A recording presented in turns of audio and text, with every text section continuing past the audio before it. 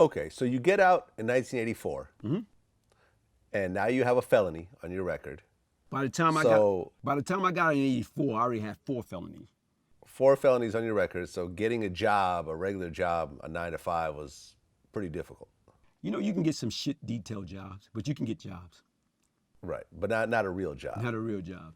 Not a real job. So you get right back to the streets again. Yeah, eventually, it's like initially when I got out after doing 3.5 years, I can remember that day. I got out, I left Green Haven. And when I went from Green Haven, which was a Max A joint, they sent me to a county jail because while I was in jail, it was a racial riot. And I wound up catching a new case because I stabbed this guy in the mess hall because right now they tried to attack me and they missed. So I caught him in the mess hall and stabbed him, and I got 150 days in the box, 150 days lost of good time in a brand new court case.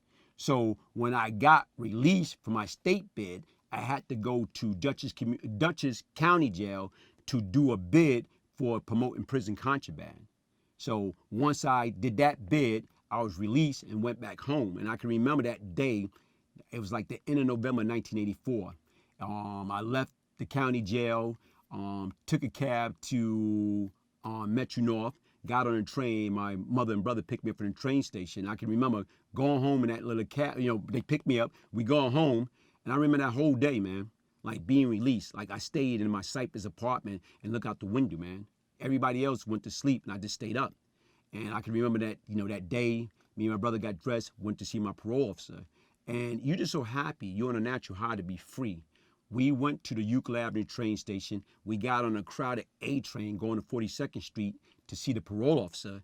And as we get on the train, it's crowded. So as we on the train, like I'm watching, like everybody bumping into you, no excuse me, no anything. I just came from an environment that if people come in certain your space, excuse me, pardon me.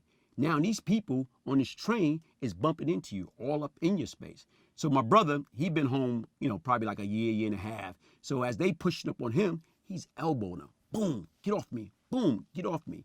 And I'm like looking at him, yo, calm down, man. It's not that serious. Because I was still in that natural high and like was just happy to have my freedom all over again. So a lot of things didn't really bother me. Okay.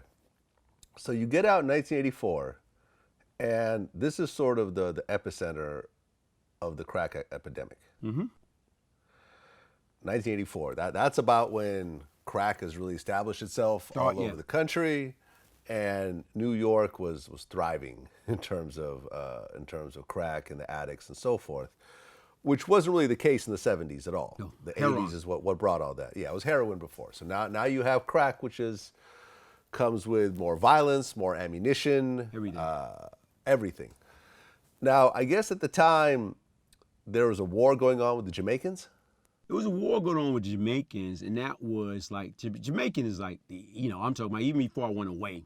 Like Jamaican, you hear about the Shower Posse, or you hear about the Rankers, or you hear about different organizations.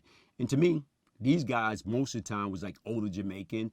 And most of these guys had like experience in their own country that they was trained by the CIA. So now they in America, and they got some real down weapon, and they would, like, you know what I'm saying, literally gun you down. So they didn't play. So what happened was before I came home, I knew the A-Team, that it was a group I was hearing about while I was away. We was formed and got established. And their objective was to keep the Jamaicans out of the East New York area, especially around the Cypress Hill Avenue area, Cypress Hill Project area. Okay, so you end up joining up with the A-Team. Yeah, that was, yeah. You know, initially when I came home, they wanted to murder me. They wanted to kill me because I had robbed one of their members before I went to jail.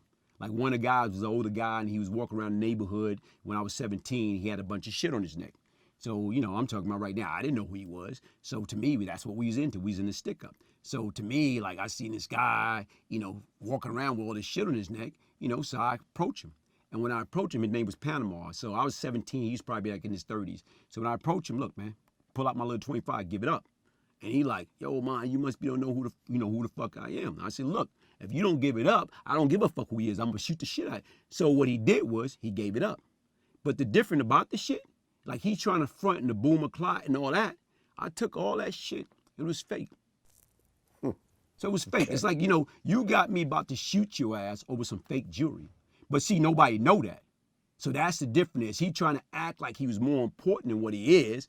and I robbed them for a bunch of fake jewelry that I didn't even mean to make no money off of it.